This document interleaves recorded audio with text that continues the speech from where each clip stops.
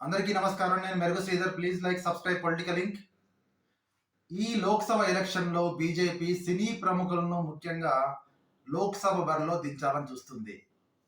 ఎందుకంటే బీజేపీకి కూడా మంచి సినీ గ్లామర్ ఆల్రెడీ ఉంది. హేమా మాలిని మథుర నుంచి, రవికిషన్ భోజ్పురి యాక్టర్ కూడా మనకు ఉన్నాడు. తర్వాత ఢిల్లీ నుంచి కూడా మనోజ్ తివారీ భోజ్పురి సింగర్. ఇంకా చాలామంది కూడా బెంగాలీ యాక్టర్స్‌ని కూడా ఈ మధ్యలో తీసుకొని ఎంపీ సీట్స్‌లో బెంగాల్ నుంచి కూడా నిలబెడదామని ఆలోచనలో ఉన్నారు.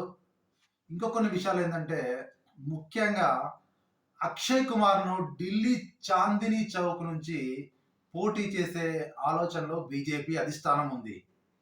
అదే కాకుండా ప్రముఖంగా చిరంజీవిని కూడా ఆంధ్రప్రదేశ్ నుంచి ఏదైనా ఒక స్థానం నుంచి నిలబెట్టాలని కూడా, లేకుంటే రాజ్యసభకు పంపాలని కూడా ఇది కొన్ని రోజుల కింద ఆలోచించింది.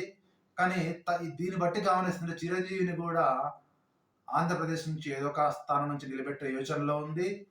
మరియు ముఖ్యంగా బీజేపీకి తమిళనాడులో కూడా ఖుష్బు ఉంది. తర్వాత కర్ణాటకలో కిచ్చా సుదీప్ మరియు దర్శన్ కూడా నిలబెట్టే యోచనలో ఉన్నారు. మరియు బీజేపీకి అత్యల్ప ప్రాతినిధ్యం, అసలు ఎవరూ లేని ప్రాతినిధ్యం ఉన్న కేరళ నుంచి ఒక ముగ్గురు నలుగురు సినిమా హీరోల్ని లోక్సభ బరిలో దింపే ప్రయత్నం చేస్తుంది.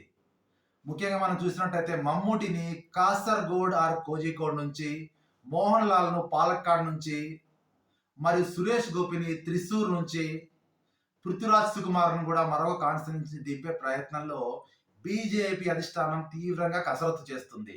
మరియు కంగనా రనౌత్ ను కూడా బీజేపీ హిమాచల్లోని మండి లోక్సభ స్థానం నుంచి దింపేందుకు ప్రయత్నం. ఇదే కాక ఇంకో ఎంతమంది సినీ ప్రముఖులు బీజేపీ నుంచి పోటీ చేయడానికి ఉత్సాహం చూపిస్తున్నారు.